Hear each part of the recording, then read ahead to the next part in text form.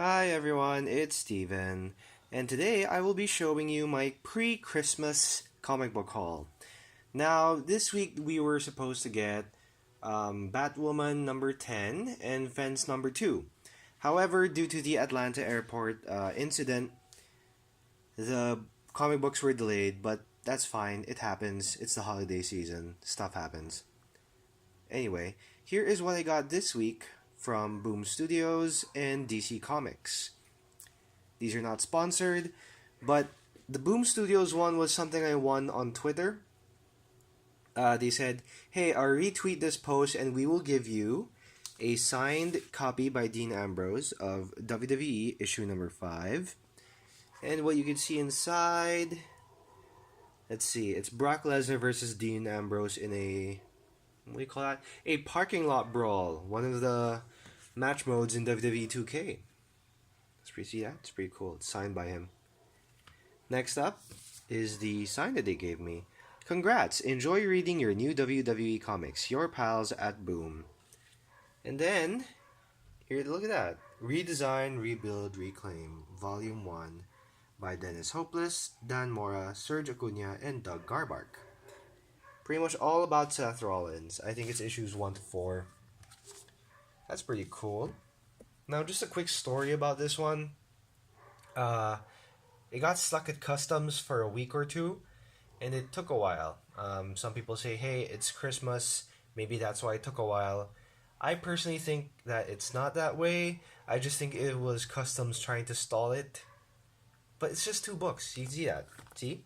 This is one graphic novel, this little tiny card, and a signed copy by Dean Ambrose. So I don't know why it took so long.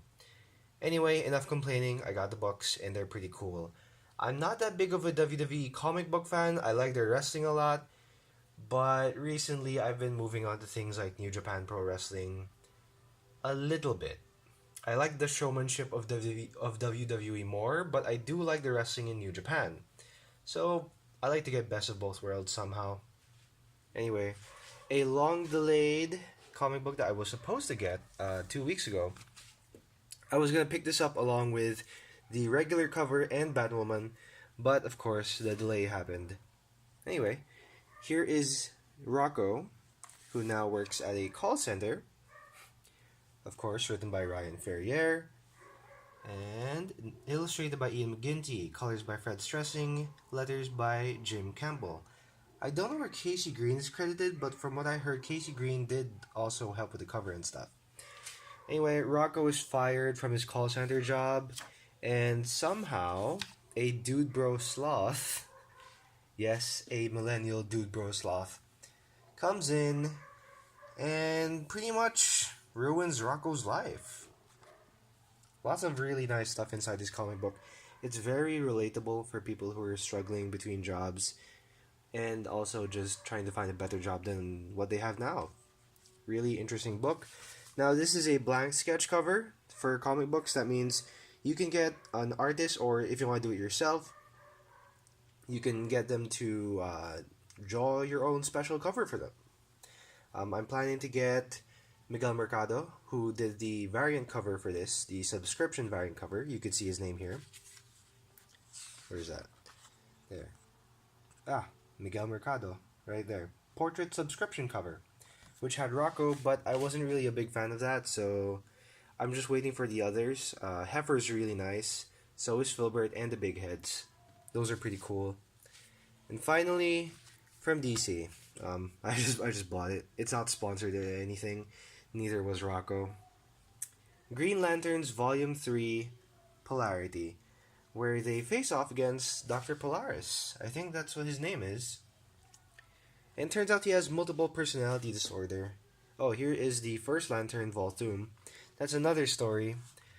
It's the story of Dr. Polaris, the story of Volthoom, and an issue focusing on Jessica's anxiety and PTSD. Because honestly, it's one of the things that people need to pay attention to more, especially with the recent passings of artists like Kim Jong-hyun from SHINee, Chester Bennington from Linkin Park. It really led to that. It's sad. So I think it's nice that Green Lanterns is talking about things like anxiety and depression and things like that. Look at that. Now, the Green Lanterns book hasn't had the most solid art, but it's bearable, I guess. I mean, I'm reading it more for the story, and Sam Humphries has done an excellent job. I cannot say anything. Anyway, that's pretty much my pre-Christmas comic book haul at the moment. In the background, you might be hearing the Eagles, Hotel California, because our neighbors are playing some excellent music on their stereo. Anyway, that's it for now. I will see you next time.